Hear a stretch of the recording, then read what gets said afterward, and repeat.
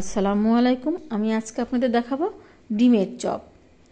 তো এটা হচ্ছে ডিম দিয়ে আলু দিয়ে রান্না করা বানানো। তো আমি আপনাদের দেখাই দিচ্ছি আলু আর ডিম আমি একসঙ্গে সব সিদ্ধ করে নিচ্ছি। ছোটো ডিমগুলো দিয়েছি রান্নার জন্যে আর বড় ডিমগুলো দিয়েছি আমি আলুর চপ বানানোর জন্যে। তো আমি একসঙ্গেই তাই সব সিদ্ধ দিয়ে দিচ্ছি। আপনারা দেখতেছেন আমি হচ্ছে বড় ডিম বড়গুলা মানে চপ মানে ডিমের চপ আর আলুর চপের জন্য। তো আমি আপনাদের প্রেসারে দেখাচ্ছি কিভাবে প্রেসারে সিটি দিয়ে আমি। তো এখন আমি ছোটোগুলো আলুগুলো বড়গুলো সব একসঙ্গে সুন্দর করে সাজিয়ে দিয়ে দিচ্ছি। দিয়ে এর মধ্যে পানি দিব। পানিটা এমন পরিমাণ দিব যে আলুগুলো ডুবে যাবে, মানে খুব বেশি না ডুবলেও অসুবিধা হবে না, কারণ আর একটা সিটি উঠলে আমার হয়ে যাবে এগুলা সুন্দর পারফেক্ট। এর মধ্যে সামান্য লবণ দিয়ে দিব, তাহলে ডিমের কুসুমগুলো এবং সব ইয়েগুলো সুন্দরভাবে থাকবে এবং সিদ্ধটাও খুব ভালোই হয়ে যাবে। তো আমি এই যে দেখাচ্ছি, এখন আমি প্রেসার কুকারে দিয়ে দিলাম। এখন প্রেসার কুকারটা আমি আগুনে বসিয়ে দিলাম। এখন একটা সিটি উঠলো, এখন হয়ে গেছে। একটা সিটি উঠলে হয়ে যাবে, বেশি দেওয়া লাগবে না আপনাদের। একটা সিটি দিয়ে ডিম খুব সুন্দর সিদ্ধ হয়ে যায়, ডিম আলু সব। এই দেখেন কত সুন্দর হয়েছে। এখন আমি এগুলোকে ছিলে পরিষ্কার করে নিয়েছি।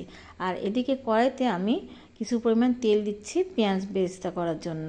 মানে পেঁয়াজ বেরেস্তা আমার আলু ভর্তাতে লাগবে, এই জন্যে। আপনারা তেলের পরিমাণ এখানে কোনো ইয়ে নাই, খালি পেঁয়াজ বেরেস্তার জন্য আপনারা যেটুকু প্রয়োজন আপনারা দিবেন। আর তেল বেশি গেলেও তো সমস্যা হবে না। তো এই যে হালকা লাল করে আমি ব্রাউন কালার করে ভেজে নিয়ে তুলে নিচ্ছি। তারপর এখন আমি এর মধ্যে একে একে সব মশলাগুলো মিলাবো। তো আমি দিলাম এখানে প্রথমে চিলি ফ্লেক্স বা মরিচ ভেজে গুঁড়া করে রেখেছিলাম সেটা। তারপরে দিচ্ছি একটু গরম মশলা গুঁড়া অল্প সামান্য। তারপরে দিচ্ছি এই যে বিরিয়ানির মশলা, সব কিছুই অল্প মানে আপনার আলুর হিসাবে পরিমাণ। আর তারপরে দিলাম চাট মশলা সামান্য একটু, আর জিরা গুঁড়া মানে ভেজে রাখছিলাম সেটা। তারপর লবণ দিলাম আমার আলুর হিসাবে পরিমাণ মতো দিলাম। আপনারা যেরকম আলু করবেন সেই হিসাবে পরিমাণ মতো ঝাল আর লবণটা দিয়ে দেবেন, এতে সমস্যা নাই। এখন আমি তেল দিয়ে সুন্দর করে চটকাচ্ছি। চটকায় আমি আলুগুলা সব একে একে দিয়ে দেবো। দিয়ে আলুগুলো খুব সুন্দর করে ভর্তা করে নেব। আলুগুলো যত মিহি এবং সুন্দর ভর্তা হবে আপনার হচ্ছে ডিমের চপগুলো ততটাই স্বাদ লাগবে খেতে। তাই জন্যে আপনারা যখন এটা ভর্তা করবেন তখন দেখবেন কেন আলুর কোনো দানা না থাকে। একদম যত ভালো করে ভর্তা করা যাবে ততটাই এটা টেস্টি হবে এবং ভালো লাগবে। তা আমি আপনাদের এখন দেখাচ্ছি যে আলুগুলো ভর্তা করতেছি এটা।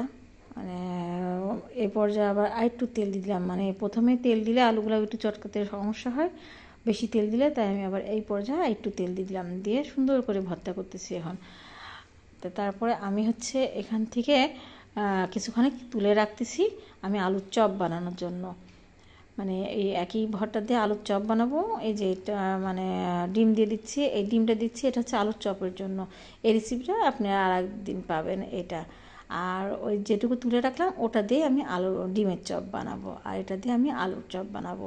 তো এটা আপনাদের তুলে রেখে দিলাম ভর্তা করে। আর এখন ডিমের চপটা আমি রেডি করতেছি।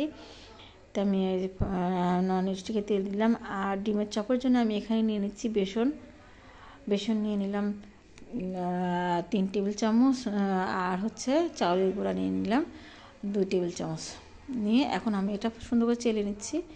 নেওয়ার পরে আমি এর মধ্যে একে একে অন্যান্য দ্রবণগুলো মিলাবো।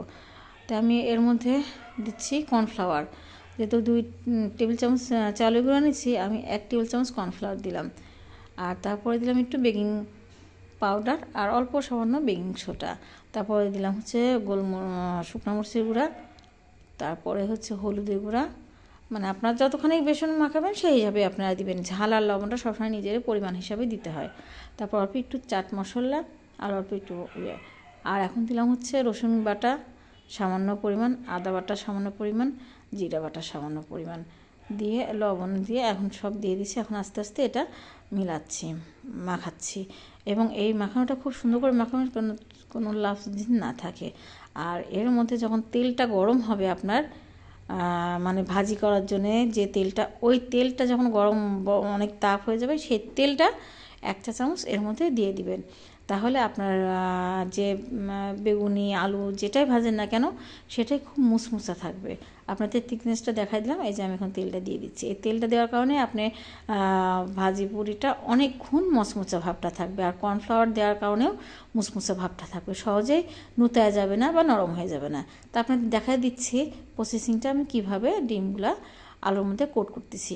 ঠিক এই একই প্রসেসে আমি এক এক করে আলুগুলা কোট করে নিব, মানে সব আলু ডিমগুলা কোট করে নিব আলু দিয়ে। নিয়ে তারপরে আমি হচ্ছে সেটাকে বেসনে চুবাবো আর একটা বেসনের গুঁড়া দিয়ে মাখাবো। তো সেটাও আপনাদের দেখায় দিব। তো ওইভাবে করবেন। তো এক এক করে এই যে আপনাদের দেখাই দিচ্ছি। এখন আপনাদের দেখাবো হচ্ছে যে শুকনা বেসনটাও কিভাবে আপনারা মিলাবেন। তো প্রথমে শুকনা বেসনটা নিলাম আমি, এর মধ্যে ওরকম একই রকম সব কিছুই একইভাবে দিব। চাউলের গুঁড়া দিলাম, তারপরে একটু মরিচের গুঁড়া দিলাম। এখানে অল্প পরিমাণই তো, তাই জন্য অল্প করেই দেখাচ্ছি। তারপর একটু চাট মশলা, একটু হলুদের গুঁড়া, আর একটু বিরিয়ানি মশলা, একটু লবণ দিয়ে এটা সুন্দর করে মিলাই নিব। শুকনো জিনিসই মিলাই নিব। নেওয়ার পরে এর মধ্যে আমি সেই আলুগুলা দিয়ে এই যে সুন্দর করে গড়ায় নিচ্ছি, কারণ আলুটা তো এমনিতে ভেজা থাকবে, তাই এর গায়ের সাথে এমনি এই বেসনগুলো লেগে থাকবে। তাহলে এই বেসনগুলো লেগে থাকার কারণে আপনার আলুগুলো খুলেও যাবে না, আবার হচ্ছে হালকা একটা প্রলেপও পড়বে। তাই এটা হচ্ছে মনে করেন যে পানি ছাড়াই এটাও খেতেও স্বাদ লাগে। আবার মনে করেন যে আমি হচ্ছে যে বেসনটা গুলানো দেখালাম ওটার মধ্যেও আমি দিয়ে দেবো, ওটার মধ্যে দিলে ওটাও স্বাদ লাগে। এখন এক একজনের মুখে এক এক রকম স্বাদ লাগে। আমি 2 রকমই করি আমার বাসাতে। তো ওই যে আমার বাসাতে সবাই 2 রকমই পছন্দ করে, ওই জন্যই আপনাদেরকে আমি 2 রকমই দেখাই দিচ্ছি। কারণ যার যেরকম অনেকে দেখাচ্ছে আমরা পেঁয়াজু, বেগুনি, তারপরে মনে করেন যে অন্যান্য যে আমরা করি ফুলুরি, সেই বেসনের মধ্যেও আমি এভাবে চুবাই দিয়ে করতে পারবো। তাই জন্য আপনাদের এটাও দেখাই দিলাম যে আপনাদের তাহলে একসঙ্গে সুবিধাই হবে। মানে অনেক সময় আবার আপনারা ভাবতে পারেন যে এটা দিয়ে করা যাবে না, তাই আপনাদের আমি 2টাই দেখাই দিচ্ছি, যাতে যেন আপনারা 2 রকমই করে খেতে পারেন।